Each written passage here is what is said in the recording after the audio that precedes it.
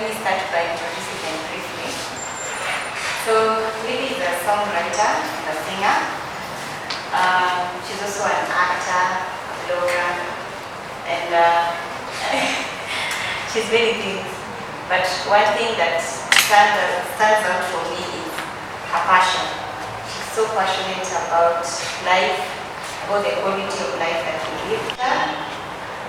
He's interested in empowering young people, and he's also a lecturer in the field of social sciences and biology, and is a candidate of PhD in peace and conflict. He's doing PhD in peace and conflict, but he has so much for the young people. So these are some of the people who are transferring knowledge to us and inspiring us so that we see the youthful generation coming up and being who we are meant to be. Osero, he's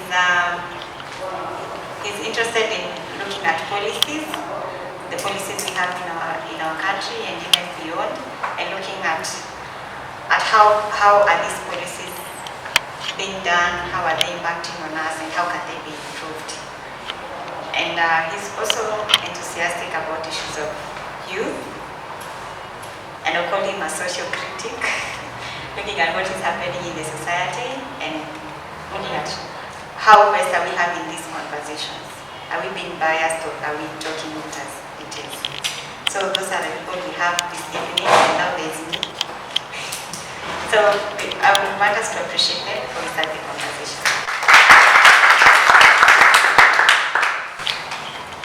And probably for purposes of inclusion, for this evening as we clap, maybe we could do this. It's fine. Our conversation today, we've narrowed it down to intimate partner violence. How can you best define intimate partner violence? And what acts and actions amount to intimate partner violence? Because we only know violence as maybe somebody hitting you, but just break it down to us. What is intimate partner violence? Hi everyone. As she said, I'm really, really passionate about especially sexually based violence. Yeah. So GBV is a whole big field in itself. We're talking about being raped or being beaten. We're talking about that manipulation. How many people like thrillers? You've watched thriller movies. So thriller movies have a lot of manipulation in play when it comes to relationships. So I'm passionate about that. When we talk about intimate partner violence, we're talking about when you're with a partner, either your ex or your current, be it husband or be it roommate, because most guys are moving in together, let me call them that, or just someone you're dating. So we're talking about your ex, your current, or someone who is a stalker. We all know stalkers, yeah?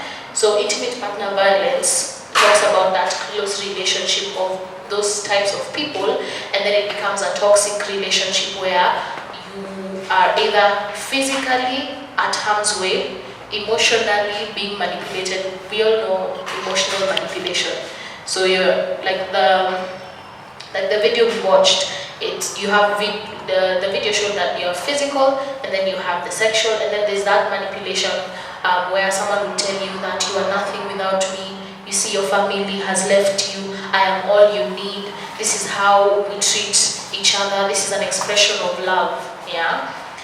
I would term, that's the general term, I would term intimate partner violence as when any act ceases to be an expression of love and becomes an exertion of power. I'll say that again. I term intimate partner violence as when any action ceases to be an expression of love and becomes an exertion of power. I'll put it in this way. If I buy you a gift today, I buy you the gift because I love you and I want to express my love, and I'm giving it to you freely, no strings attached, no nothing. If I buy you the gift so that you don't leave me, so that you stay, so that I show you that I'm the only one providing for you, the intention and motive is toxic.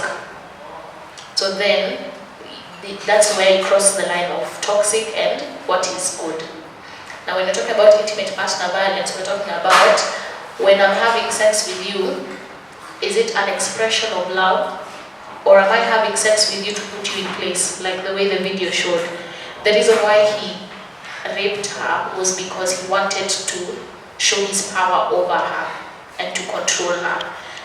So when you're talking about even the physicality, when someone is hugging you or touching you, that can be the touch for I'm expressing my love to you, and then there's the touch for I want to have you for my own self, for my own gratification.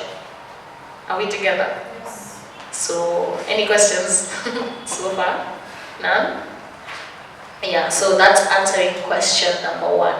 I think question number 2 is about detecting what action makes sense that okay.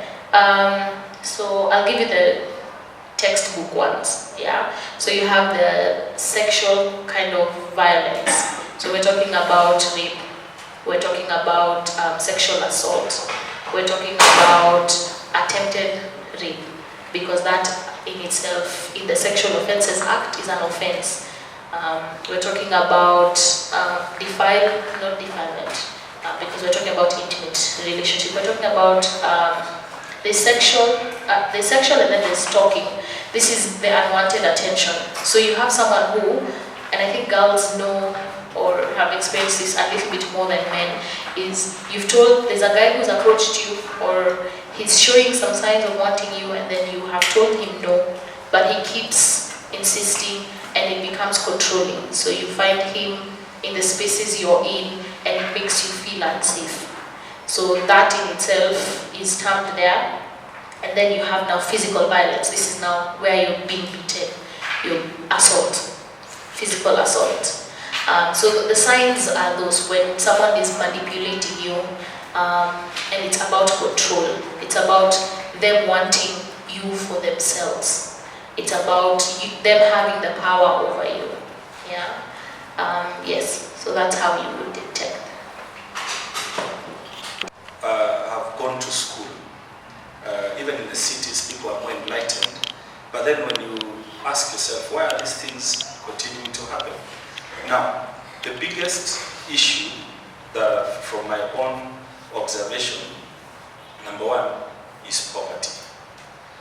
Because even people who are working and they cannot be able to make ends meet, especially when a man is not able to provide for his family, he feels very inadequate and is emotionally stressed, economically stressed, and sometimes he looks for a way of venting that frustration.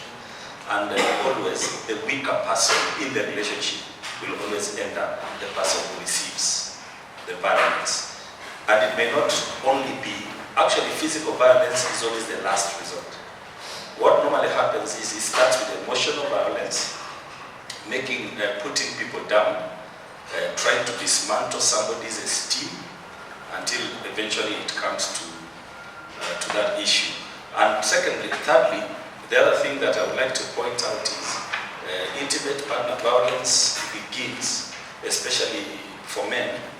I said we grew up seeing some of these issues. So you grew up knowing that it is normal to be violent against another person. For example, if a boy child grew up seeing his father or uncles beat their wives, it grows up in the mind of the young person that it is okay to solve issues with violence. And they normally say the best way for children to learn is by seeing, not by being told what to do. What they see is what they do.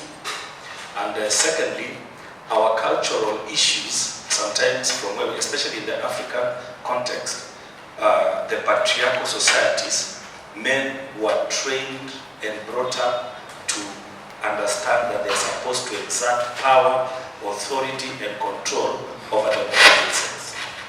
And that is something that really needs to be looked at, because if that is how somebody grows up, they look at it as it is normal. When you look at the side of the women, number one, when one is not properly educated, and you get hooked up with somebody who is educated, they will always remind you that you're not educated. And sometimes, for you to be able to stay in a relationship, to survive, you have to accept what is placed before you in terms of whatever type of violence. That is why sometimes people ask, why don't women leave when they sense some of these issues? And it's an issue of economics, poverty. Someone does not have a job, you're not well educated, you're not employed, so you have to depend on somebody. That dependency sometimes is what brings about that kind of violence. For example, also sometimes somebody would have picked you up into a relationship, and then later they discover their economic status cannot be able to support two people, although they may love you. So they may start seeing like they made a mistake, and then they want to make you understand that it is wrong for them to be together with you. So those are some of the issues. And the other thing, I always say, these things are increasing also as a pastor. By calling, pastor is not a profession, it's a calling. That's why professionally I work and then I minister. I have realized that the church is not doing much in teaching some of these issues from the pulpit. Some of these issues are addressed in scripture, and the pastors, the clergy, being African men, there are some things they may not want to speak about to offend other men. For example, recently I went to a couple's meeting and we were talking about companionship. And I told them the Bible says that God created Eve to be a helpmeet for Adam. So I asked them, somebody who is supposed to help you, are they the ones who are supposed to do the work? Who is supposed to do the work? I'm an English teacher, I teach English. So who is supposed to be doing the work? The person is supposed to be helped. So when I'm tired, you help me. The men were up in arms. Because they have been trained in such a way to think that then you come there in a suit and tie, you sit there and you order somebody around, where is my tea, where is my water, where is my clean shirt, where are my socks, where are my brushes, you know, that kind of thing. Because it's how people have been brought up. It's a cultural issue. People have learned that, you know, there are some things that really, I look at men sometimes, I know there are men here, I don't understand why. Because I grew up in a family where my father told us from point blank, from a very early age, hakuna kazi ya mwanamke kwa nyumba. Kila mtu anakula ugali. So if you are going to eat, you are going to participate in the chores. I've been married, this is my 17th year, I still cook in my home. I take care of my children. When my wife is away, she has no worries, because I tell you, if she wants to go somewhere, you just go. And you know, men have to come to this realization that the responsibility of a family or children is not upon the woman. If you understand that as a man, then this kind of violence things that we are having will not happen. Even in the Bible, children are called after their father, not their mother. Mothers only bring up children. At 47, when I'm with my mother and she meets her, you know, at 47, I'm still her child. But a man is the one who's supposed to validate masculinity in a man. The absence of fatherhood in the lives of children is what is causing all these issues. The men have refused to take up their role to father sons, to create men out of boys, and also to create women out of girls. By the way, mothers don't create women out of girls. It is a father who does. I know that's a whole big topic we need to discuss at a different time. So, one of the things that we really need to do, we need to come to a place where we need to teach life skills, especially to our young men, because they are the more violent people, because they are stronger, sometimes they are more economically empowered. Where the lady is more economically empowered, the man also becomes even extra violent to put the lady down. So the person who really has a problem is a boy child. And so we have to teach life skills, which I do sometimes, and we talk about these issues point blank, and we also tell people sex is a good thing. Somebody talked about sex, rape, and everything. Sex is a beautiful thing. God created sex to be done with the right person at the right time, in the right environment. So when the environment is not right, when the person is not right, then that's when we start talking about rape, we start talking about sexual molestation. And most men should understand that women are not the ones who are supposed to help you control your sexual urge. Because they say, oh, she was dressed badly, she was... how many people have traveled? There are some places you go. I went to one time to Namibia, and it was a national holiday, and I entered a supermarket, I almost ran out. People were 3/4 naked, not half naked, 3/4. Their boobs were just hanging out like this, but they're shopping, That's a national dress, like the Rain Festival, something like that. But they're not raping each other. Okay, if you talk about that, if he's dressing, how would a dressing of a 1-year-old or 3-month-old baby? It's something that we really need to work on, so that we can be able to respect the other person. The Bible says, I'll talk like a pastor, that we are created in God's image. One of the things we must really look at the other person is, this person, there's an image of God in this person. So how should I treat this person?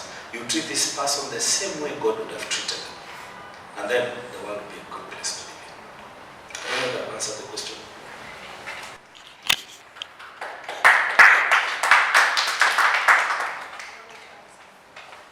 Men don't understand that being the priest and the head of the home is not that you just provide money. Providence is providing the atmosphere in the home, emotional atmosphere. That a man walks into the house. Have you ever gone to those houses where the father enters and then all the children don't exist in that moment? Ni kama wame disappear. And then you go to other homes. I visited a friend, and that night I visited, the father called everyone to the sitting room because every day he leads them in devotion. And his 18-year-old son had just turned 18, and he made him kneel down and anointed oil on his head to commission him to the world. Now that's a very different atmosphere from other homes where the father and the children don't sit in the same space. So men need to understand that you determine the emotional atmosphere of the house, not the woman. You know the way we are told that mwanaume ni kujenga nyumba, mwanamke ni kutengeneza the home. But they forget to tell us that the man determines the emotional atmosphere of the house. And that's dependent on how he chooses to express love to his family. How does intimate partner values affect people and are men in Okay. I will have to give different perspective from what the pastor and my colleagues have given. I want to elaborate why men behave the way they are behaving.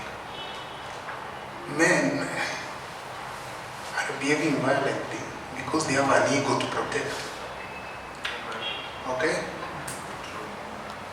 The moment then woman emasculate a man, you completely strips him off his sense of existence, his ego, and you invite violence by doing that. Okay? Pastor, I have been following serious statistics both in Kenya and in the US. And some 2-3 months ago, I saw on NTV news that men in Nandi County and I was in Ish counties, 45% of men who are deemed to be eligible to marry, they are not marrying. Anyone saw that? There's so much logic behind that. And being a young of that age, I can say why. And why some men carried shockers to kill their ladies.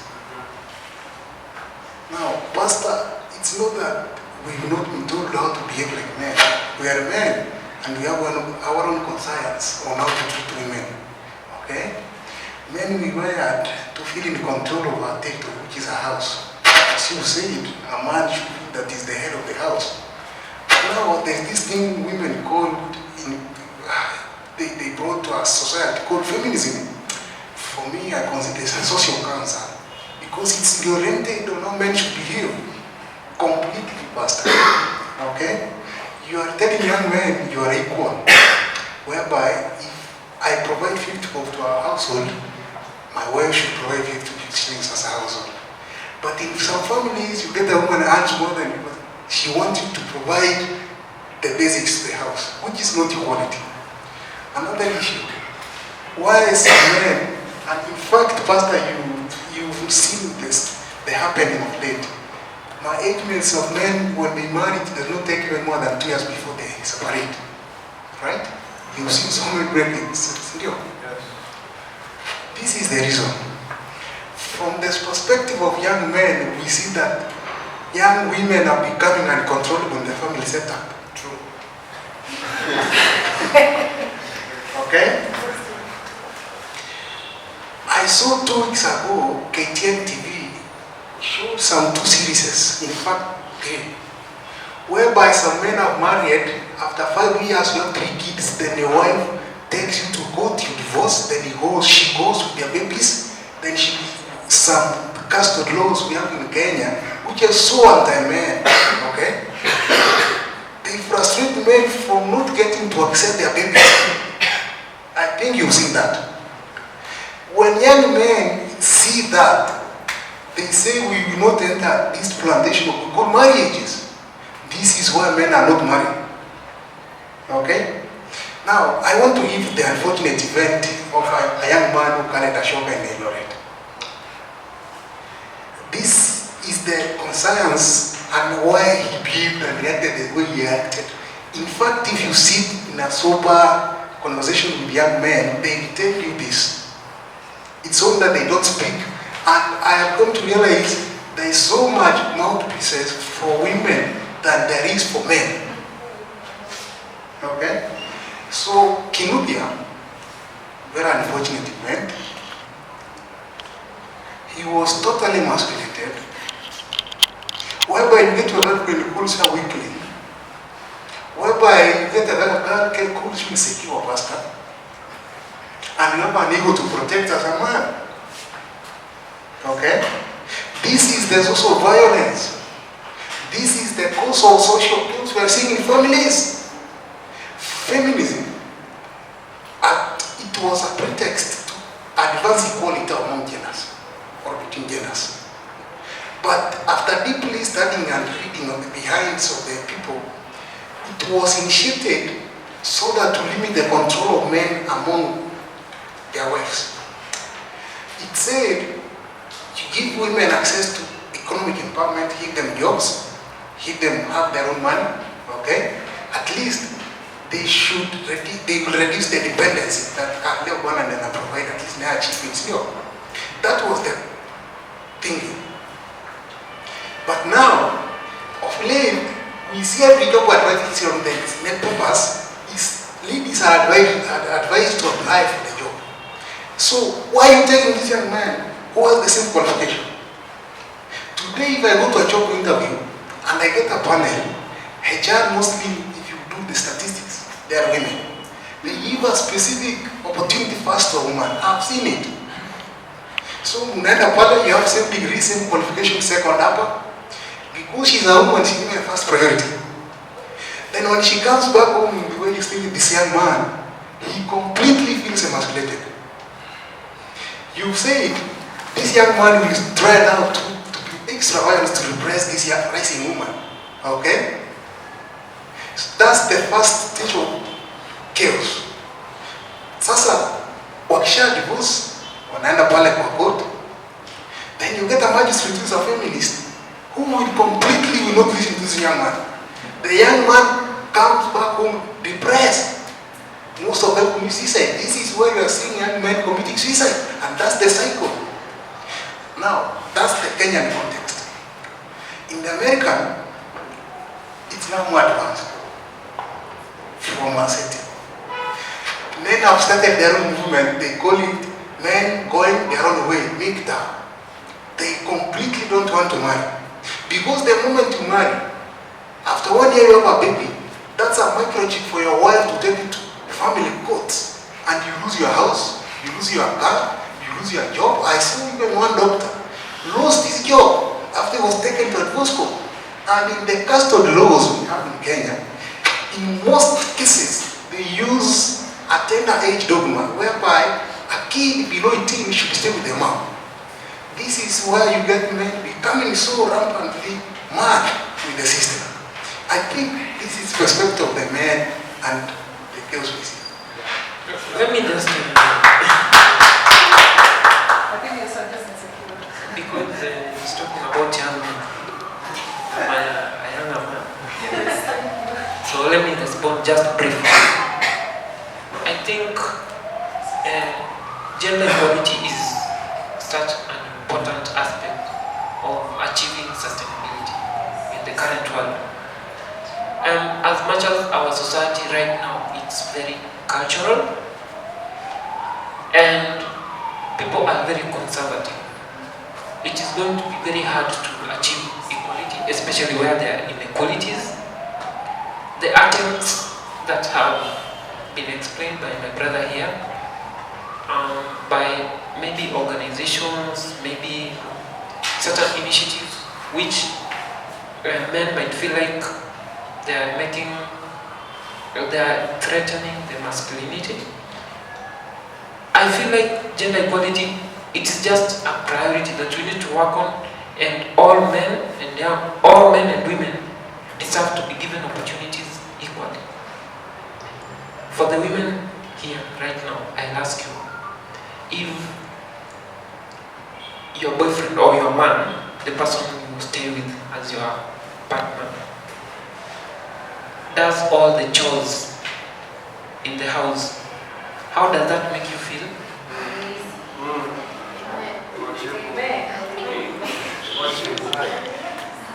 But then, is there someone who feels threatened as a woman? Exactly. There are young women in our society who will not be comfortable if the man decides to come to the kitchen and cook ugali, or pangoza his own shoes, or polish his own shoes, or iron his clothes. I also feel like we need to change for those young women who at least do not feel like men should also do those chores. Because myself, I'll be very comfortable to do anything. And when I have a partner who does not feel like I should cook sometimes, I will not understand what is. What I mean is, you asked in the context of him doing everything what you do, like you sit back and he's doing everything. Yes, the man can be comfortable doing everything in the house. Is that a problem? And you are also what you To be honest, from how I was raised and how I was taught, unless we're doing it together, or I'm doing something and he's doing something, that's okay. But the remote and his kitchen clothes and everything, to be honest, I'm not all family, but I don't have the that. We respect your opinion. Thank you, but I feel like we should help each other. Yeah, help him, yeah. Maybe you can also mention something on masculinity and feminism, and how gender roles are being defined in personal actions. Okay. First, I would like to respond to what he said. You said that you've been taught how to be men. But remember what I said, if you read between the lines, the way we were taught how to be men is not the right way. Yes, I like what he's using, toxic. Yeah, because men is like you have control, everybody else is below your feet. And when you talk about ego, even a woman has her own ego. So, one of the things That's why you start chaos. yeah, no, you see, you need to come to a place where you understand that the way we were created, we were different. And God created us with roles and responsibilities. So, we cannot really justify the way men are behaving because of feminism and all that. I know there's an aspect of feminism I also don't support as a man. But we need to look at the positives and forget about the negatives.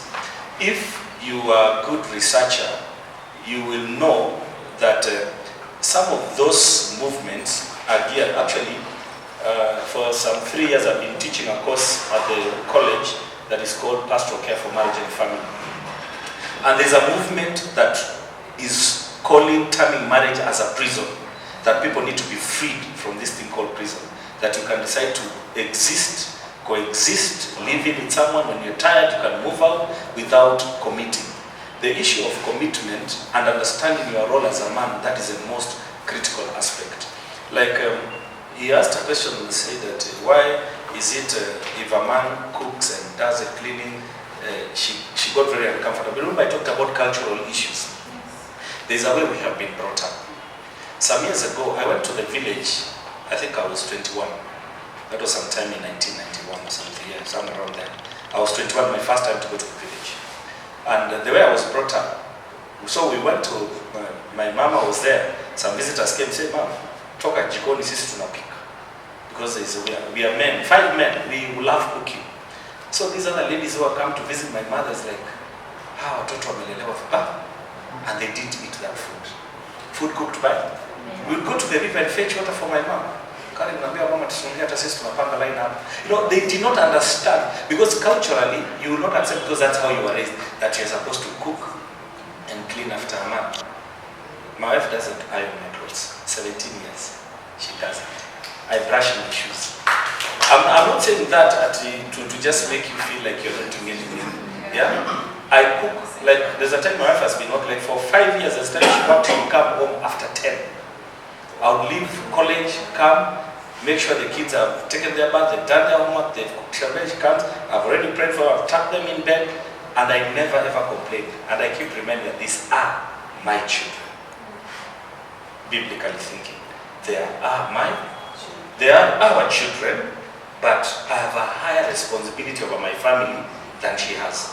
So we need to get off this thing that we are men, we have ego, we have, I don't know, whatever else. You know, if you have to keep telling somebody that you are the man, then you are not. If you have to keep telling children that I'm your father, then you are not in control. If you keep telling people I am your leader, mimi ni raisi wa nchi hii, then you are not in control. So just understand you are lying. I always say this even to ladies. There's something I call, you know, the idea of being a squatter. Yeah? God has given us roles. There's a role of a lady and there's a role of a man. What normally happens with I know the toxic feminism is talking about, the lady leaves her role and comes to push you in your space. That's what normally I tell people, if you try that as a lady, you will be evicted. And you know, actually, you know, what are they called? These people, squatters. They are never evicted, polypolity. You are evicted violently. That's what sometimes brings the violence. We need to understand our roles. Let's take up our roles. Yeah? And let's allow empowerment to both sexes. And this is what people call equality. And I'm yet to understand it very well. What I normally say is equality in society, but at the home. By the way, according to the Bible, there is no equality. You can never be equal to your husband in the home. I don't know whether I'm speaking. At the home, the man was put as the head of the home. The Bible says the man is the head of his wife. The head of his wife. And being the head does not mean you show you a muscle. Being the head, it is delegated authority from God for you to take charge of God's family on earth. So your boss has given you authority to take care of the family. So you'll be answerable, you'll be accountable to your boss in heaven, who has allowed you to be co-creator with him. He created the first 2 human beings, and you are allowed to create 2 other children with this lady that you're putting together. So when you understand that, then you don't have to fight for any position. When somebody finds me cooking, I don't have to leave the kitchen because they will say, my wife, in fact, when we got married, she was like you. Oh, watu watasema nini? Watafikiria nimekukalia. Nambia, do you care what people think? This is my house. If I want to sleep on the bed or under the bed and you sleep on top, it is my house. Are you understand what I'm saying? So let's not allow these things that we have in our minds. Let's not look at what is happening in America, what is happening in Kenya, Uganda. Just ask yourself, as a man, as a woman, what is expected of me? And then you do the right thing. So the training and bringing up of men, I said there is a missing link. fathers didn't do their work. That is why we are in this place where we are.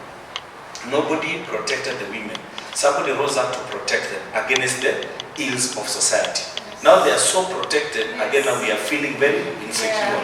If we rise up, like I have a son who is 7, I have 2 daughters, 14 and 10. I look at my daughters, they are so empowered. The other day, my daughter, we were just talking, she's 14. And there was something happening in school. She's in a boarding school. She wanted boarding school, so I took her to boarding school. So a boy wrote a note to her. And then then she went to her teacher, said, I'm not interested in these things. So the teachers didn't handle it very well. You know, some village school in Kambana. No, it's a good school, but the teachers are more village than the children. What I'm trying to say, I'm talking about culture. So this teacher, instead of handling the issue the girl has brought to them, they start beating the girl. So I was called to school. So they said, oh, these girls, they are behaving, they may be sleeping with these boys and all that. I called my daughter in front of the teacher and asked her, because I've empowered her, I teach her. You know what she told me? That I am a virgin. You can take me to hospital. My hymen is intact. At 14, she knows what she's talking about. I told the teacher, did you hear that? The teacher said, no, these kids can lie. I told the girl, you go. I had a sitting with the teacher for 1 hour, explaining to them how they should handle children. Because it is so important. My son cannot beat a girl. Because I've told her, if in the playground he beats a girl, I beat him. If he beats the sisters, I beat him. Tell him women are not supposed to be. So when he's in the playground, when somebody else beats a girl, he comes to me and says, there's a boy who likes beating us, I know Kinyanjui. Kinyanjui, I'm a bigger wasichana. That end up big. Are you understanding? Because now it's something that you need to teach. The masculinity we are talking about is not these muscles. Masculinity is understanding who you are as a man, how you've been wired, and then what is expected of you as a man, as it pertains to society, to person, and to family. How do we define it? Because right now I feel like it's so distorted in the sense like we are having the toxic feminism and now we are having toxic masculinity.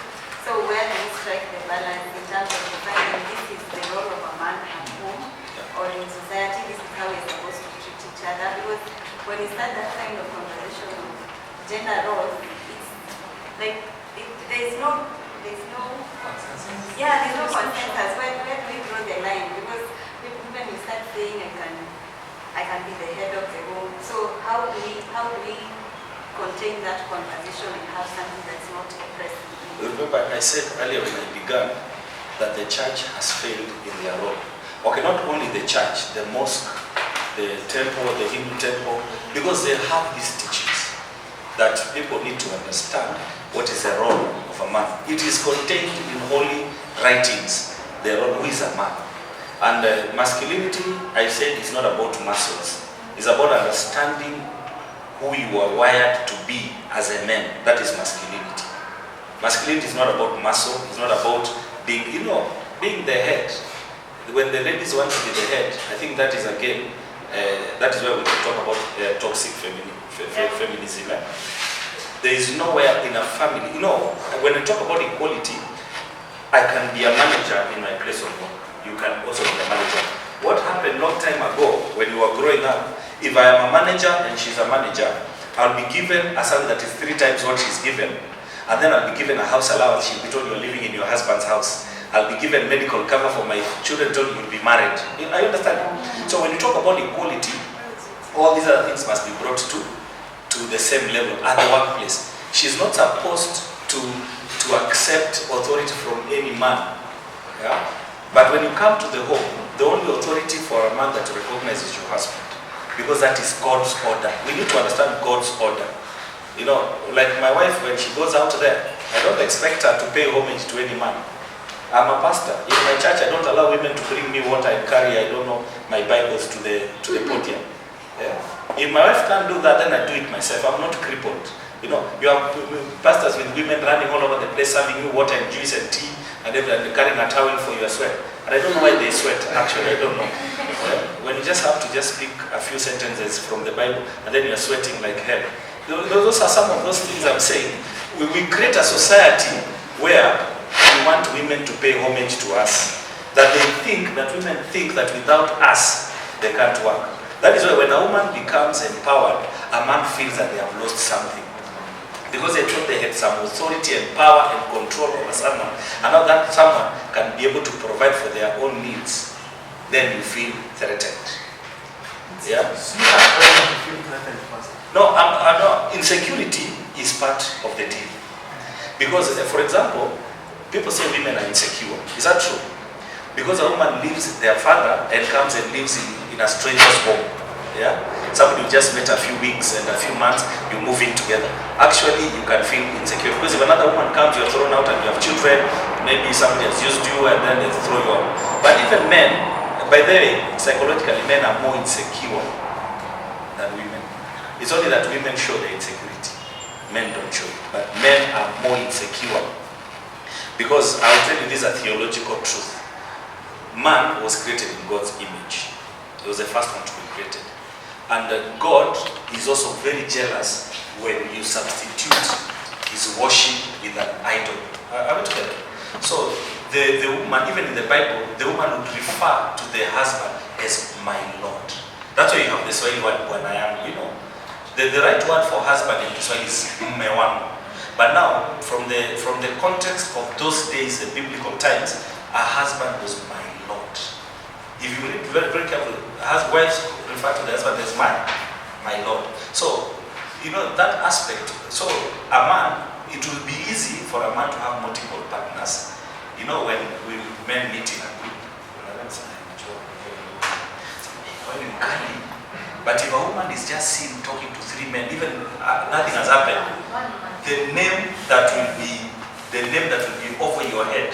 That's what I'm saying. Society is the one that teaches us these things. Like I said earlier, sex is a good thing. But when it is at the wrong time with the wrong person, then it ceases to be a good thing. It is very sacred. So even the way you look at yourself as a human being, as a person, I've never understood why a man would go and get hold of a lady by force. Although I read somewhere in some statistics that for most girls, their first sexual encounter was actually rape. It was actually rape. You did one, somebody begged you, they almost karibu kunyonge. I don't know those things, how they happen, but sometimes I tend to ask myself, you know, that's where now this issue of power comes. Men think they can dominate women through sex. That is why even as you grow into society up the ladder, the man says, wacha namngojea akuje kwa nyumba. That's why they exert their power using what? Sex. And it's not a good thing.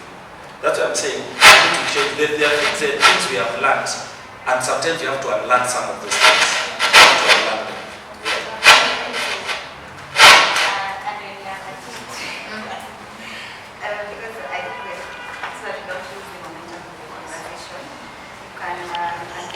Put the weight on the victim that they needed to do something so that they protect themselves. It rids the perpetrator of the weight of their action. There is nothing I can do to deserve to be beaten. There is nothing I can do to deserve to be raped whatsoever. So when we talk about femicide, when we talk about intimate partner relationship, we are saying, perpetrator, you're the one who needs to change. Victim, there is nothing that you can do to warrant what happened to you. Quality in the workspace. I am a videographer by profession, yeah, and I worked in a newsroom, in a media station, and politicians would come in, and I'm holding the camera, and I'm the one in charge of the camera, guys, including the men, and a politician would tell me, "Staki usimame hapo kama wewe ndo kamera inaniface." They want a man. So if we're talking about equality in the workspace, us women walk into spaces where we are not allowed to. The same way a saloonist man will tell you there are some women who are not as comfortable. You get? Equality in terms of the workspace happens differently. You just take a situation and it varies. It genuinely varies. When you look at models, they have their own inequality issues. When you look at the media, they have their own inequality issues. So when you're targeting that and we're talking about equality and feminism, we're looking at it like that. I want to say something about the Bible that I think is important about equality. When you look at Proverbs 31, and allow me to just, where did I put my phone? Proverbs 31, it talks about the ideal wife, a wife of noble character. It talks about how she wakes up early in the morning before the break of dawn. She wakes up early in the morning before the break of dawn to go out and fend for her family. That she's not worried about the winter because her family is well clothed. That her husband is honored in the land because of her actions. When you read Proverbs 31 and you think about it as the modern woman, that mama worked hard. Not in just the confines of the house, but she went out into the field to harvest. In this day and age, when we're talking about a field to harvest, we're talking about jobs, the office. So you do not expect a woman to belong in the kitchen. A woman is there to, she's a helper. When you look at, if Pastor here, I am carrying a heavy load. I am carrying it, and I'm unable to carry it. What I'll do is, Pastor, come and help me. Now, just because I've asked Pastor to come and help me doesn't mean I am inadequate. It's because the power of two, and it's said in Ecclesiastic, a cord of two is strong, but talk about intimate partner relationships and the feeling of inadequacy. What we need to understand is just because someone's strength is this doesn't make me inadequate. And I'll give you, in my relationship, I am the one who thinks about the 10-year plan and I think about the nitty-gritties. He thinks about the vision that at the end of this year we need to be at this place. Just because he doesn't think about the nitty-gritty details doesn't mean he's any less of a man. In other relationships, the husband is a better cook than the wife. Are we going to eat bad food just because the woman is the one who's supposed to cook? You get? In other situations, there are women we know, genetically speaking, your hands is in a bambuka.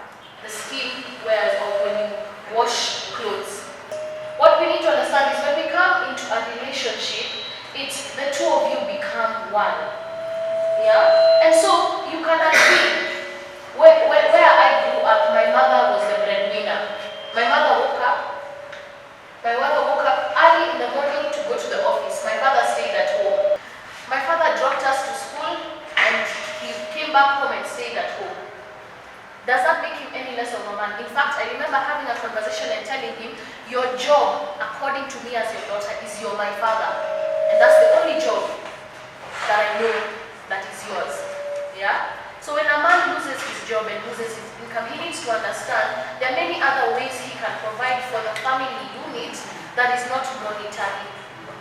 And then if you put the weight on the victim, then what you're telling the perpetrator is that it's okay what you're doing. And how we can solve the whole problem about intimate partner relationship and I'm talking from my perspective and the Rise Again project that we do, is one, we tell people that when a person comes to tell you that this is what they are going through, you believe them. And then you take them to go and get help. We know of GBRC, Gender-Based Violence Recovery Center. These guys actually do free rescues to where someone is. So when someone calls you and tells you I've been beaten, you call GBRC and then go and rescue them and give them 24 hours shelter and then give them all the medical treatment for free. Yeah? Another thing we need to do is we need to have these conversations in our circles. Because at the end of the day, and there's a video that's out there, it says that gender-based violence is not a woman's issue. It's a society's issue. Because at the end of the day, if a woman is oppressed, then everyone is oppressed in society. We all know that. Yeah? Yes. One person is oppressed, we are all oppressed. You can't say that I'm the one who is free. No. In one way or another, it will catch up to you. Yeah? So we need to have these discussions in our circles. And forget just what you've been taught. Because as an adult, you need to take what you've been taught and what you want to, the legacy. Pastor was talking about who do you want to be known for. And so you need to redefine some of these things. Our parents are not perfect people. There are things they taught us that were wonderful. And the whole thing about Ubuntu and children being brought up by society, those were wonderful values that we had. But there are other toxic values that we need to be edified. Yeah? The Bible says, do not forsake the gathering of believers. Why? Because even in those kinds for Paul used to be sent for letters and being told, oh, this is what we're facing, oh, the women, oh, the men, Paul would send a letter, guys, this is what you need to do, this is the direction you need to go, these are the things you need to change. So why don't we have these discussions as a church? And then, the church is not the building. Hello? The church is not the building. The church is you and me. So when we're talking about the church failing gender-based violence victims, we're talking about you have failed. You have failed them. We all know those friends of ours who have, they're a little bit too handsy with women, or a little bit too handsy with men, yeah? We all know those friends who are verbally violent, even to you. We know those men and women who cross the line a bit too much. But what do? Just so that we can protect our friendship, we don't call those things out. But at the end of the day, what we're doing is we're allowing it to marinate. Values marinate. You know, things that we're learning marinate. And over the years, you build up on it. So if you're taught obedience, you're building up on obedience every single time. You go into the workspace, you're building up on it. If you're taught that the only expression of love is violence, as the years go by, you build up on it until someone calls it out. And then that brings in the story of mentorship.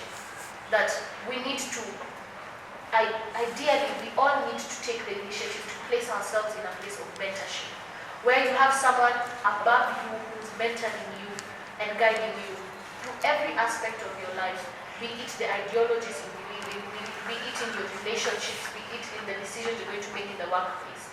We need mentorship, each and every one of us. Even Pastor will tell you, at his age he has a mentor who's following up, who will tell him, hey, Pastor, today what you've done is wrong. Yeah? So we all need to intentionally seek mentorship and seek help.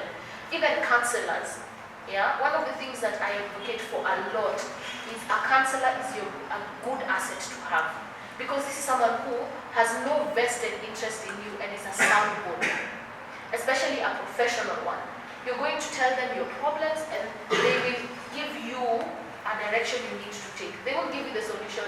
They'll just tell you, why don't you do this? So we need to be open to counseling and getting help. Yes. Number one, when you complete Form 4 as a young man, and as a young girl, you join, for example, you want to join a course in education, okay? You get a girl joining with that.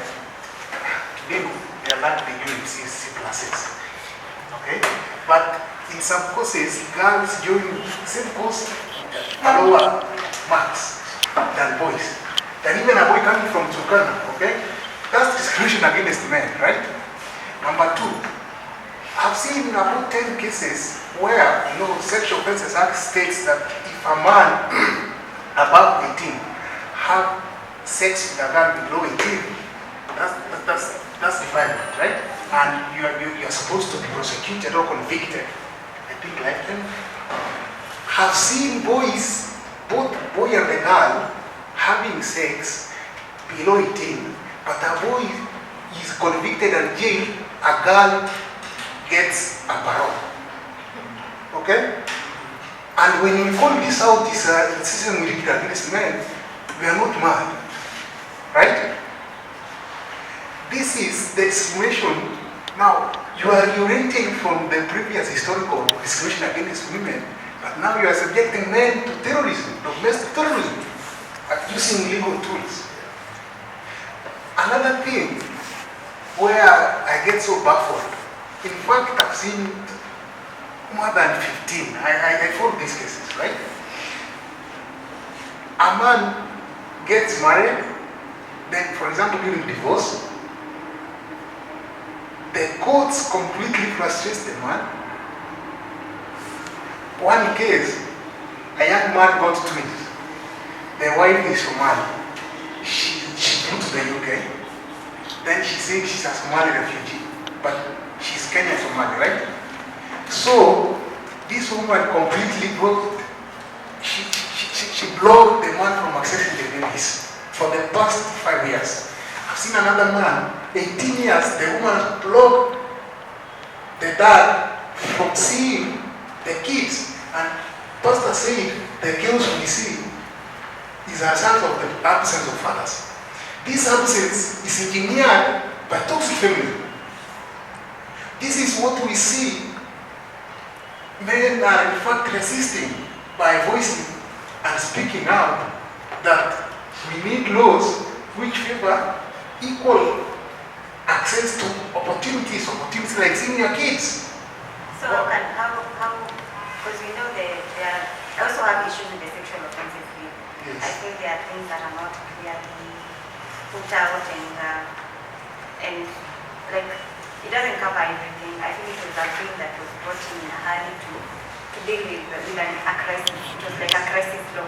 Yes. But now, as where we stand, what do you think will be improved to make the law favorable? If the offense, if it's a sexual offense, let's call it a sexual offense, whether it's for a man or for a woman, how best do you think our policies can be tailored to favor everyone? Because the law is for everyone, it's not for the women. I don't have the problem with the law. The law is these people who interpret the laws at the courts. Most of the men who are jailed for violence, their cases are being convicted by women feminists. And this is the problem. These are the people who interpret on the basis of equality. Like the case of given a young boy and a young woman or a girl having sex, then a boy goes to jail, a girl is vindicated. Okay? The laws are right, but people interpreting them, they have a twisted logic against the men. Okay? So, I think the toxicity of feminism is really hurting men out here completely. In fact, first I work with young men in universities. I do ask them, who is in the right senses can marry at this age and time? In fact, no man wants to marry completely. Because That's a lie. Pardon? That's a lie. I want to marry. Yes. Sijakuja sample yako. I'm saying from the sample with directly. Yeah, research we deal with percentages, not individuals. Sure. So that's an individual. Sure. So, in fact, past even you just have one session with young men. What's their perception of feminism? And tell them to speak the honest, ile wameficha kwa roho. Unajua they can speak for so that usikie kile unataka kusikia. Wewe waambie tu ongea genuinely. Do you think feminism is a real deal ama ni road deal kwa wanaume? Mungu atasema ni road deal. What's feminism? Sorry to interrupt. I have read it. What's written is good, but the actions are opposite from what's written. What's Why do you feminism? think it's getting there? Pardon? Why do you think it's getting there? I don't know why the actions of feminists are completely outside for the context of the German investors. It's actually exactly what you just said. And you actually corrected yourself throughout this. When you're saying it's not the system, it's the interpretation of what is the law and what is the rest of it. And it's the same thing with feminism. Yeah? The interpretation that other people have gotten. I'm glad you mentioned toxic feminism. And that's the problem, that the toxic part of it that people are extracting and using it, that's the problem. As a When weapon. it's toxic, exactly, when it's toxic, that's where the problem comes in. And those talks, ndio wale tunaona kwa media. That's why many men think feminism is bad.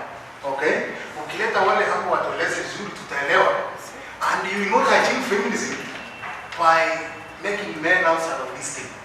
Mpaka ulete wanaume, uambie hii kitu ni ya benefit kwa wote, they will cooperate. Kwa sasa wakati mnaikuja kwa media, mnaifanya ni kama it's like you are rebelling their views. It comes to chaos. So we just need to be educated on the meaning of feminism. And Yes. also we need to stop looking at feminism and masculinity as a war between men and women. We are here so that we come up with a way, how best can we coexist together? How best can we empower the women? How best can we empower the men? And live in a society that we don't have violence. We don't have people feeling less significant and having to be taken advantage of. So that's why I'm encouraging, even as we have, yes, we know where the problem is. I'm encouraging us to look at. So what can we do to salvage the situation before, instead of just keeping on with the recurrent of issues? Because it's not going to get better if we don't come up with solutions. And we are the ones to come up with solutions. The system will not do it for us. The solution is to tell the men the benefits of feminism. Mimi, completed it for 4. Sijaika class inaambiwa about feminism. I only saw it on media. Wanaume hatuambiwi feminism. And wakati unakuja unatuambia patriarchy and what and they are toxic. We rebel because we never been told what the essence of this thing. Okay? So hawa wanaume wanapinga hawajaifunzwa pastor. Hata mimi sijaikalishwa class inaambiwa feminism inafaa ikuwe hivi. Mimi naona wale toxics, I see they are men. That's why I become so angry. See, that's why we're having this conversation. Yeah, you see, I like something that is coming out here. One of the things that we need to really understand is men are really fighting feminism and they don't even know what it is. Yes. Okay, because that is, I had a discussion like that with some young men. They are talking about wanawake wa siku hizi, sijui feminism. But I asked them, do you really know what this thing is all about? They don't have an idea. So I think now, going forward, there is supposed to be, I think, opportunities must be created for the men to be taught what feminism is all about, so that they can be able to understand it. Because sometimes you can fight something that you do not know, just because of the information that you have received. And the way society is, one person interprets something in the wrong way and their opinion leaders, and then everybody else, they believe. You see, for example, I'll use this as a bad example. When we're having the issue of the constitution review and everything, watu wengine wanakuwa so many, there is a free constitution for you to, kama nani amesoma, hata sisi tumesoma, mimi atatuambia ndio. And that is what happened in some of these issues. Yeah, somebody interpret vile anataka, then anakuja anawaambia. So you end up for many years fighting against something that you don't even know. So when you be able to get the information, then you'll be able to understand. Because I see there's so many people want to jump into the conversation. He responds after. Let's have him first, then her, then the lady at the back, then you, then her. Briefly. Yes. Then you can start. Yes, thank you. So I think the way we are going the conversation is the right way, because with the respect of the age and the experience of the pastor, when he started this conversation, he was leading on the side of women. And when we discuss the issues of men and women, I think we need to discuss it in a very holistic way. I'm happy to hear from you. I've never understood how people interpret gender equality. Gender equality, and forget about gender equality. There's no way people can be equal. And equality is a relative term. And we get it wrong when we talk about gender equality. You only think about women. Every time we talk about gender equality, it is women. We don't think on the other side that even when we are talking about that gender rule, it was not about women, but we are forgetting tomorrow it will be men. So I think I would say when it comes to issues of relationship, I think as Pastor you were saying, issues of empowerment, women have been empowered. Nobody is empowering men. And that's why, we need to get empowerment. It doesn't mean if you are empowered, then you are entitled to live alone, and even as you are stating. It doesn't mean that if you are empowered, you are in a position you can live as a single parent. In fact, yes. So, yes. So, and even when we talk about culture, we sometimes interpret issues of culture. Even at that time, she said very well. Her dad was at home, her mom was working. In your case, sometimes you do the housework when your wife is away, or you balance it. You would have to announce it to anybody outside there. You do it in agreement. And there's no any particular time in life that you will have to live the same way pastor is living in this life. You have to come and cut it to you how you can do it. There are so many cases when we talk about gender equality. In the families you were brought up in, it doesn't mean our dad were that when they were taught they have to fight some such things. But you realize in a family, there's no given point all the people can be equal at the same time. If you find a family where the dad is so harsh on children, then the wife will be accommodating. That's how the people balance how they react in the family. So when you want to come, because people have been empowered, you are working, we're talking about 50-50. But 50-50, we only want to reflect in the same side. And what Shadi is saying about interpretation, how we want to interpret it, sometimes it becomes so different. So my comment would be, this is a matter we need to discuss with an open mind and see how we empower one another.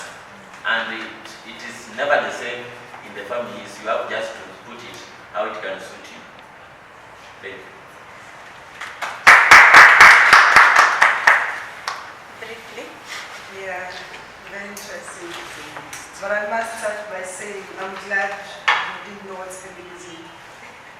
This is what informs that's what forms the foundation of making the agreements actually. And what's gender equality? It's all about access. Not, you're a woman, you're not supposed to access this location. This is simple terms of defining gender equality. This was the foundation of gender equality. That some women were told, you stay at home, you're not supposed to go to school. These are the foundations of gender equality.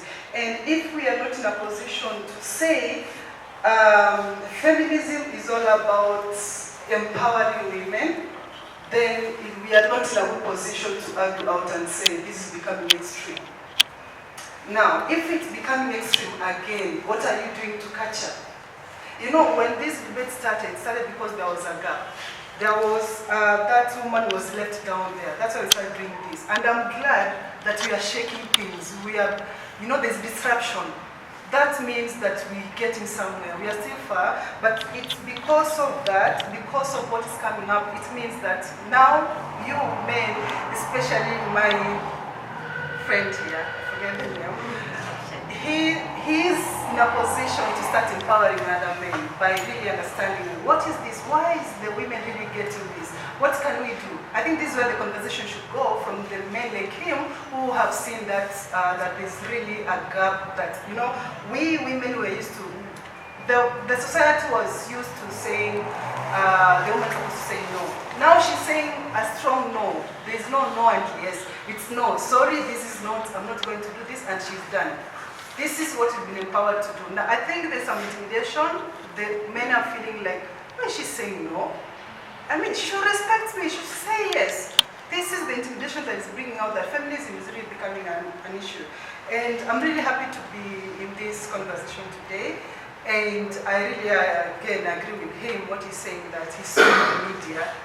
I'm running an initiative that is redefining gender and leadership issues, because this is where the problem is. We are consuming a lot of the media without really confirming the facts on what we should be following. We're trying to redefine and reframe gender issues and leadership. This is where the problem is, and that's where we get these kinds of conversations starting, that there's something wrong. And I'll be glad actually to invite you guys, especially listening to her, to redo and redefine all this. It's a campaign I'm doing at the moment. Maybe you guys check. We will share. Working actually, yes. Via Freak Foundation, I'm doing this very conversation of redefining what the media is doing and what we, the few who have done the research, could tell what's gender exactly. Thank you. Okay. I don't know your name. You. It's you. Yeah. What I can say is, in the past, gender equality started with women being on the lower side and men feeling that on the upper side. So women took their role well, like they embraced it, and men knew they are on the top. Currently, what we are facing presently is women are trying to come up and be at par with men, and that is why we're feeling the pressure. Men are feeling the pressure. Women are trying to defend themselves and everything. To me, girls were empowered, women were empowered. From the time we are small, we're being taught to be a white material. In the society, you can just hear white material, this is a white material, this is not a white material. Who talks about the husband material? No one does. We have a proverbs that you are a woman, but we also need to learn about the proverbs that one man, this man who gets married, there is a gap. Presently there is a gap between ladies and men. Ladies are not dating men of their age because they feel these men are inferior. So they are going for men who are higher, they are going for sponsors. Because sometimes these ladies feel they can reason with these men who are higher, they cannot reason with these men who are their age. They feel these men are acting childish or something. On the other hand, the men are like, they're stagnant. Most men are not even growing. Thank you for that. I applaud Pastor for saying you are teaching your boy how to act like a decent man in the society.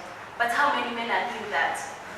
Who is reaching out to men, to boys, being raised by single mothers? It is a tendency in the society, like if I'm a man, I try to be a bit gentle to my boy. Gynocentric. Yeah, whatever he's saying, those are the issues, the real issues that are affecting man. He's talking in the perspective of being a man. And he's giving you reasons why things are happening the way they are. As man, as young Adam, I can also relate to him, whatever he was saying. Whatever he was saying, that is what we see things. Not what you tell us you see. Yes. Not what you see, what we see. And that's the main problem. That is why Kinodi had to go all the way from Thika, passing so many petrol stations, talking to so many people, but he cannot change his mind. Because that is what he had in mind. And that is what he has just told you, the problem that we're experiencing. Some people from maybe her, she has a different perception of whatever he was saying. But he was talking as a young man, and that is the same problem. Actually, I agreed with him, and I say we need to redefine because he read from the media. Now we need to make these conversations to change what kind of things we are consuming from the media and redefine all this. And that's why I introduced that I'm doing a program which is redefining all that we see in the media to the teenagers. So I think we agreed there is a problem. Yeah. We've agreed there is a problem, whether it comes to toxic femininity, when it comes to how we are seeing about family. We've agreed. Or are we not in agreement there is a problem? That's why we are here. And as you explain the problem, there's the lens. Everyone has their lens. And people will choose to look at that problem with their lens. The people will look at it and say that the women want to take over. The people will look at it and say that we are not fully addressing issues that affect women. The people will look at it and interpret it differently. That's why also the issue of interpretation came in. But what I want us to direct the conversation is these problems are real. They are not made up. Families are broken, people are being abused, kids are being raised without fathers. These are real problems. So how can we change the narrative? That's what I want to hear. Yeah, so what I was saying before maybe you interrupt me, maybe you change my point of view, was that you are addressing your own problems instead of addressing the problem of this young man. He has just told you his problem, but you are coming in to address the problem you think they have. I think that is where the problem is. He has told you very well the problem, why they are experiencing that problem, and he has told you. And we asked him, what does he understand about feminism? We say he saw in the media. We say, okay, we need to redefine that. No, what he says, I said about young men having an ego. It's ingrained. You can't kill an ego of a man with Panadol. It's in fact wired in a man's system, okay? Every man, like Donald Trump, is so much egocentric. Just like being a man, you have an ego automatically. That's why you get, even if you pamper a boy child as a kid or you're a single mom, you will later rebel because ego is coming in. You meet another lady. It's chaos. I think we need to understand we're not discrediting men as victims and men are struggling gender in terms of gender balance. Men are struggling equally and women are struggling equally. When we talk about the suicide rate, we talk about more men being susceptible to that than women because women talk more and men don't. What he's saying is true. What we were addressing is the part where he says that we don't agree. For example, saying that he understands, and quote-unquote justifies that boy moving from Nairobi all the way to that girl's place and killing because of the frustration. What we're saying is that just because you are frustrated doesn't warrant someone's death. Just because you've been told no doesn't warrant that someone else should say yes to you because you're a man. What we're saying is there are a couple of things that are toxic that we have and that men have, and none of them justify any gender being a victim. There are men who are being battered. Just because us women are empowered is not a reason that a man should be beaten. A man does not deserve a man does not deserve that. What we're addressing is there are few toxic things that we have. You've talked about culture. Should we get rid of culture? We cannot get rid of culture. Culture evolves. And redefine. Nikikuwa ushago, I'm from the coast. How us coastarians are brought up is the woman cooks. Mpishi halisi. When I come to Nairobi, what time do I have to cook if I'm getting home at 10? And so I'll allow my husband to cook so that we form a new culture as a family. And that's what Pastor was saying. That you redefine culture based on also you as a whole. And that is based on the man. What does the man want for the home? So we're not discrediting the struggles men are going through. We are saying men are using those struggles as excuses to exert violence against women. The same way women are using empowerment and feminism, now toxic, to exert violence against men. I want maybe to give an example of a counselor. When a counselor is dealing with somebody who is a drug addict or something, he doesn't come to him or her and tell him, you are a drug addict, you are useless. So I'm saying the approach that you are using is to perpetrate the person who is doing that. And that is where everything goes wrong. Because as per what it is, things are being put to the young man, he's the one who is doing this. He's the one who is committing this violence. But when you approach him, whatever you are doing, you are first terming him as a perpetrator and then trying to solve a problem. Isn't he? What this young man is saying? That is what is being done. Isn't he a perpetrator? What is this young man is saying? Yeah, that is not the What he's trying to convey is, I get him because we can match. I think, let me add something. Let us all calm down. He's saying, I wish those who want to intervene, they can trigger the psychology of young men, the thought cycles of young men, not what to impose on them on how they should think. Young men are endowed to think in a certain manner. The moment you read that, you create chaos in the system. And this is the problem. Okay? For us, the policy interventions is intervening to solve the symptoms, the results of the wiring of men. Okay? You've not listened to the wiring of men. Why is it happening? Okay? The day we listen to the wiring of young men, and that's what is called an ego, we won't solve this thing. It will be just continuous cycles. Okay, we are almost out of time, and I wish we would have. Okay, I wish more. I'll give more opportunities to men to speak because I feel like you feel like we are not really addressing the problem. And he's mentioned the issue of ego. We've mentioned the issue of lack of role models. We mentioned the issue of fathers not being there. We mentioned issues of culture, and all these things cannot really be changed. It's about redefining. It's about redefining and even looking at the wiring. Our brains are wired different as men and women. We were created differently, and I feel like so much has been explained, and we are not in a point where we are attacking each other. For me, I'm looking at a way forward. If we are saying that we need to look at the way men are wired, that's a solution. We look at how can we best look at, if it's about psychology, how then can we empower them psychologically? How can we empower them to look at issues differently? How can we redefine our culture? So, because I want to give a few more chances to men. Please, women. One last woman.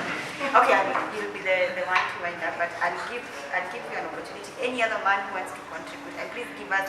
You've already contributed. You see, she's favoring men. You see. So, Okay, the men are that's feminism. Okay, so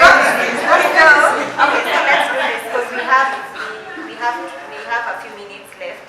So you give your comments, you as well, and Opia will also give you a chance. But 1 minute.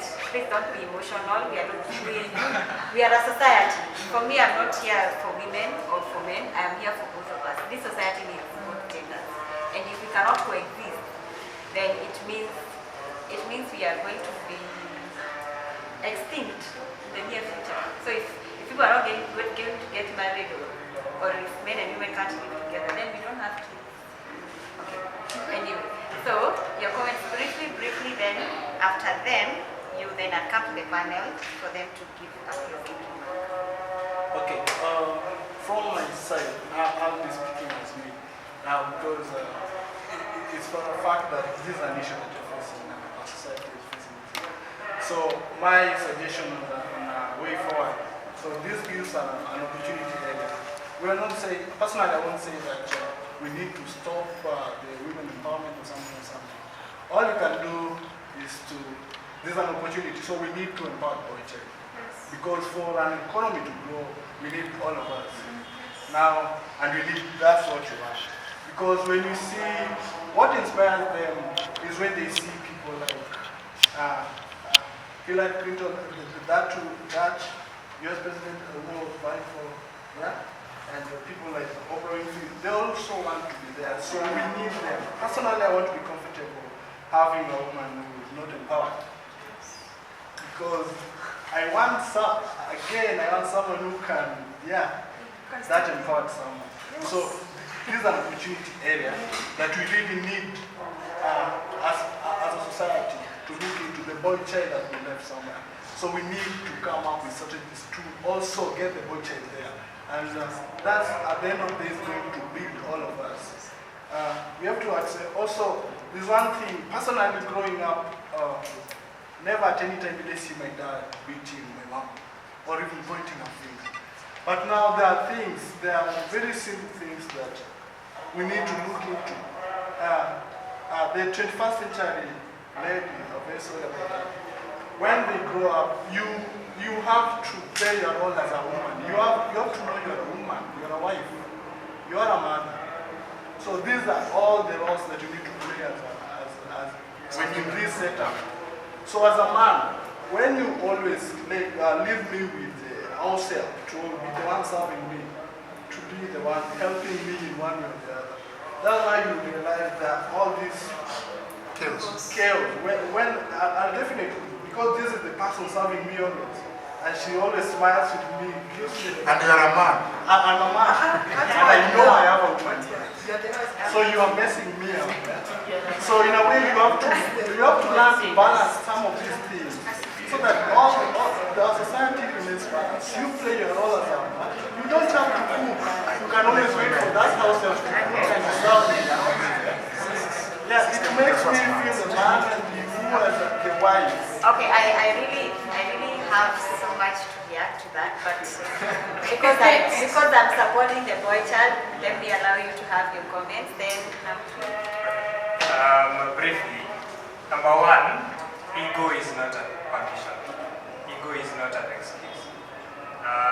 And ego should not be exerted by you feeling more as a man and masculine. If we were to go with what you're saying, you'd say that pastor here doesn't have an ego. Because the pastor... He's suppressed. There is ego and there is toxic ego. You need to realize that. There is ego that is harmful and there is ego that is present in everyone. Toxic ego is not present in everyone. Yeah, let's put that across. Because ego exists in everyone. Even women have ego. Even children have ego. Everyone has ego. Yeah? But toxic ego does not exist in everyone, and that's what we need to change. When you're saying that because a man has ego, so he will get to 18 and he will turn violent, that is not accurate. That is toxic ego as well. And that, there has to be a difference between ego and character. You cannot make an excuse for someone and blame it on ego because their character is faulty. You cannot have a man rape a woman and say he was exerting ego, so it's okay. No, that's character and that's wrong. You can't have someone stealing and say because it was mine and I have ego over it, I was supposed to steal. No. It can't work like that, and that's why, my last point, that's why we have this. We have to change those toxic cultures. We have to change those toxic beliefs that as men we have carried around thinking this is fine. That has to change, and it's not about changing the whole aspect of femininity and degrading men over women or women over men. It's not. It's the fact that those social norms and social cultures that we have been taught that are not correct have to change, that are toxic have to change. Yeah? We're not saying you throw away the whole system. You cannot throw, as you said, you cannot throw away the whole culture. You cannot throw away the whole system. You cannot change, basically, you can't change the system. You can change how that system is interpreted. You can change how that system is executed. So that you're working, you can work with the same system, but then how your kids understand what masculinity is, what feminism is, what equality is, comes from a place of positivity and growth. Thank you. The next, briefly, don't give us a speech. Yes, actually, I concur with him partially that maybe Shadi did not find the right term to use. It's not everybody has an ego, maybe toxic one. And as we said, she said very well, she was saying that when she was asked that she confirmed that they are perpetrators. And that's where we go wrong. We stereotype every young man who tries to do things as perpetrator. At the same time, we stereotype every woman who is coming up as a feminist. So that should not be the case, and maybe as a way forward, as I started by saying, Reverend started by a balance on women, but after conversation we went on, he came into looking into it holistically. So I think we need to address the issues. We need to listen to the boys. We need to listen to the girls and tell them being empowered does not mean you are the head. Being empowered does not mean now you can stay as a single parent, you are everything. So I think if we look at this issue and how we interpret them, at the same time, the problem Shadi was trying to address, if you go to the legal system, the people interpreting it when it comes to the issues affecting girl child, they still have the kind of mentality the girls were facing in 90s and 80s. They interpret it in that way. They're forgetting boys and girls are also facing the same challenge. As we were saying, it doesn't make any sense to penalize a boy child who is 17 for having a sex with a girl who is 16, but they're all children. So if we check on how we interpret this thing and address it in a very holistic way, I think it will be good. Hello, thank you so much. I really agree with him because it is not every man who has an ego just within him fights at his household, right? And that does not make him less of a man. The main reason why gender equality has come about is, as she explained, that the lady, or rather the woman, was left behind, and there was need to level up with the man, and if not level up, at least to close the gap. Now the issue is becoming, the women are working so hard to get to the top, and then the men did not think would get that far, and that's where the back and forth exchange. What we need to do, what you men need to do, of course, together with us, is look at both sides, bring the issues forward. For example, say there's misinterpretation of this law that needs to be this way, so that even if there's such a case, it is handled equally. Instead of having to say, we are doing this, but we are forgetting this. You who's identifying what is being forgotten is what we need to place on the table and weigh balance. Yes. Thank you. So, I want to take it back to the panel to wind up. So, okay, I'm giving you a minute. A quick one. Maybe I wanted to say my way forward. And first I wanted to for those people who are addressing issues pertaining boy child, they should first listen to the boy child and not state or address their problem, because most people, that is where we are not addressing these problems. The young man stands to talk, he gives his problem, but you address your own problems. And they attack me. That's why I But said, you see, we are addressing what is happening. I'm just leading a way forward. And that is what I'm saying. A boy child, when a boy gives, because these are the ones who are doing all this. They are the ones who are doing the defilement. They are the ones who are doing the killing, infanticide, infanticide, even to young people. They are the ones who are doing all this. But when the young man stands to talk and gives his problem, other problems are solved. You get solutions from other problems that you are coming up with, not the problem that he comes up with. So that was one thing. The other thing, when solving a problem, be like a counselor. A counselor, even if you are dragging it or a murderer or whatever, he doesn't address you as a murderer when solving a problem. So he addresses you as somebody who is sick, and but he doesn't tell you, he or she doesn't tell you that you are sick. So the problem is you are coming to solve a problem of a boy child, and instead of solving that problem, you are calling him a perpetrator, a murderer, and to him that is suddenly to be a murderer. That is what I perceive. So when addressing this problem of boy child, try to understand this problem. When solving these issues, try to understand why he did whatever he did, and then you can solve this problem. That is okay, I feel like we need to have just another conversation on issues of masculinity and gender roles, because I feel like that's When different pages. there's totally the misunderstanding is there. The misunderstanding is there. But for purposes of this conversation, I feel we also need to not to forget that violence is real. Violence is real. We need to look at why are people doing it, and for those who have been affected, how can we best support them? It's not about pointing fingers. For me, let's go to the root cause and do something. If we need to talk about the boy child, I think that's a very big conversation we need to have. And because time is up, I want the panelists to just give closing remarks briefly on the whole conversation and give us a way forward from your take. Actually, wanted to allow Pastor to talk. He wanted to address a couple of... No, you talk first and we'll give him time. It's okay, let him. Okay. Okay, there are several things that I would like to address. Number one, where is the young man who was seated here? He's gone. Yeah, he says that I was very biased when I began.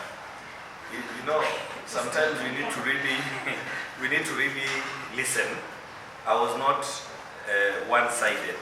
I was saying that the men, because they feel more threatened and they have the muscle and they have an upper hand, they are mostly the ones who are involved in violence, whatever emotional, physical, and any other type of violence.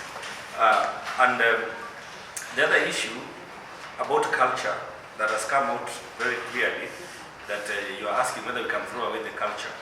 Cultures are created, are made by human beings, by men. And the same men can always create another counterculture that serves the interest of everyone. Our forefathers set cultures that actually favored the man. Our sister behind there said that the lady was left behind. The Bible talks about a virtuous woman, but the Bible does not talk about, address the issue of who a man is. The Bible does.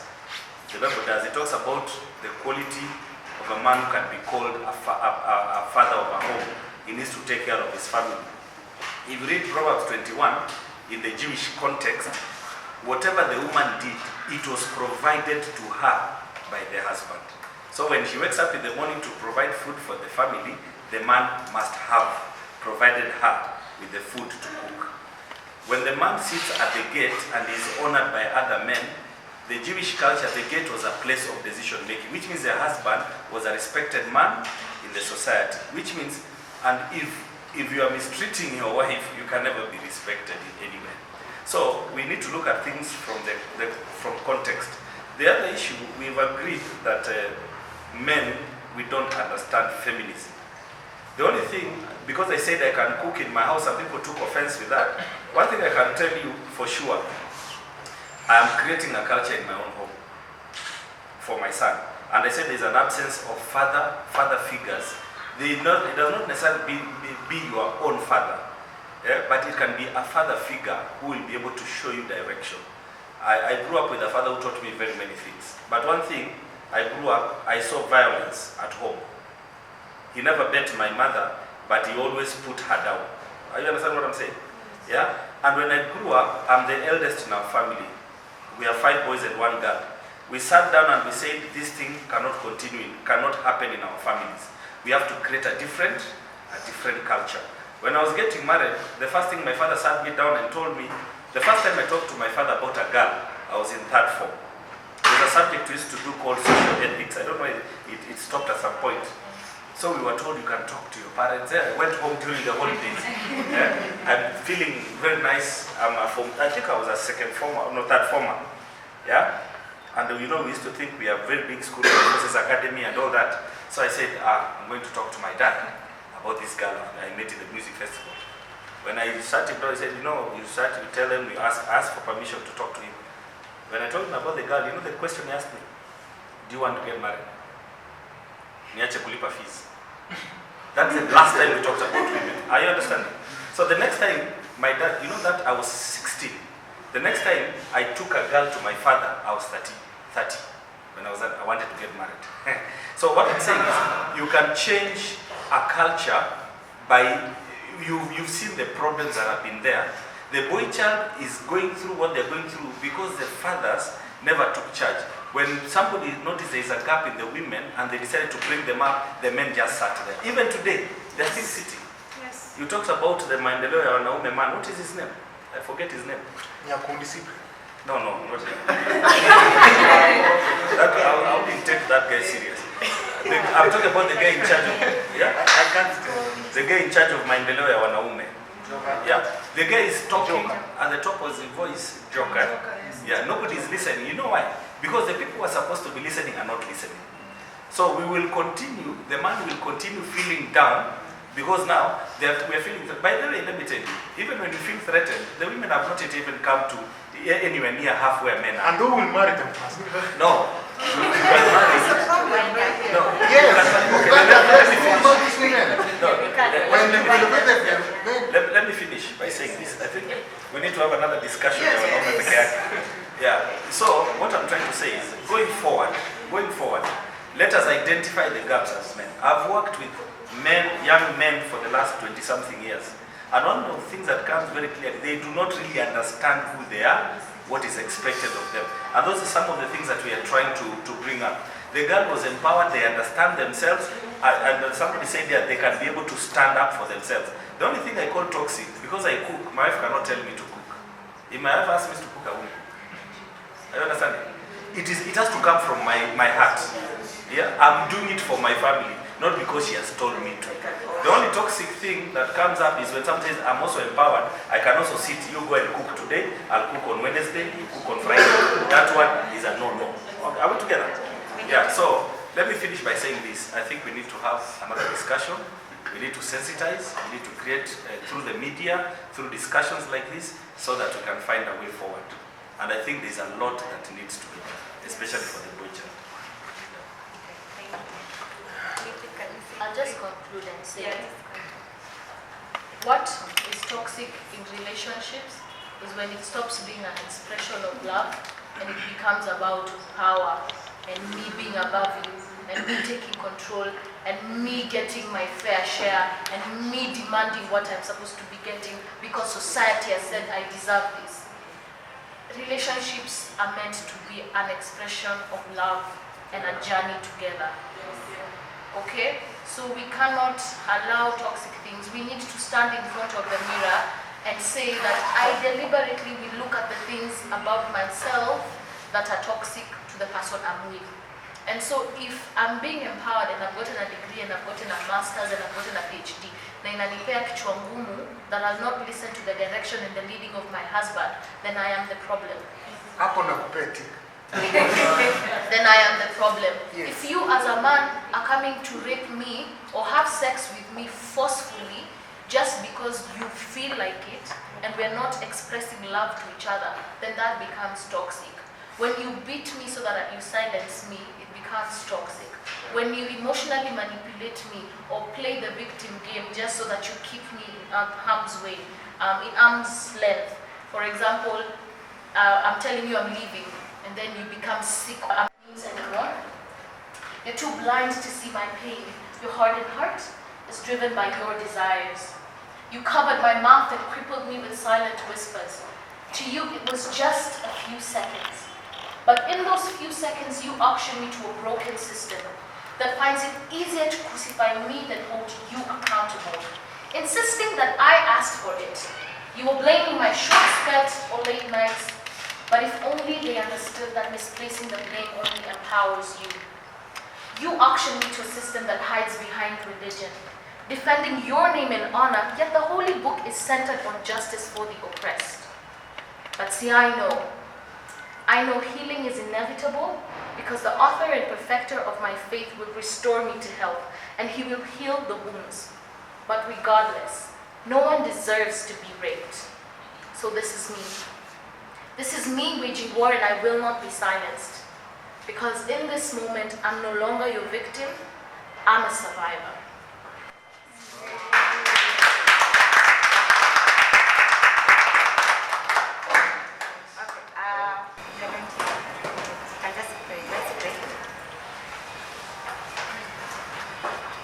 Father, we come for this evening, thanking you for the gift of life, thanking you for the gift of friendship, the gift of freedom, the gift of knowledge, the gift of wisdom. We thank you for the conversations that we've had.